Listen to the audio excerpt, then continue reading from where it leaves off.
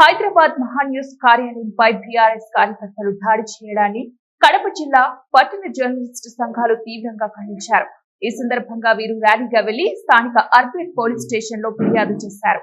అనంతరం సంఘ నేతలు మాట్లాడుతూ మహాన్యూస్ కార్యాలయంపై బీఆర్ఎస్ అల్లరిముఖలు దాడి చేయడాన్ని హేయమైన చర్య అని అన్నారు. దాడి చేసిన వారిని వెంటనే అరెస్టు చేసి కఠినంగా శిక్షించాలన్నారు.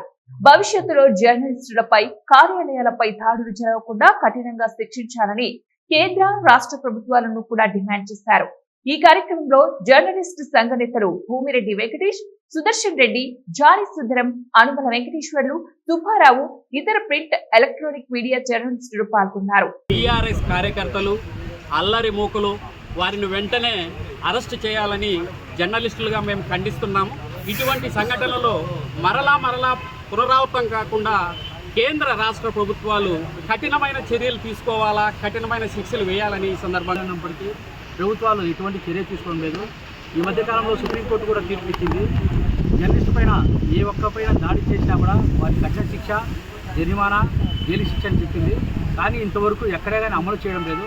ప్రభుత్వాలు ముఖ్యంగా నిర్లక్ష్యం వహించడం వల్లే ఈరోజు ప్రతిరోజు ఎక్కడో చోట జర్నలిస్టు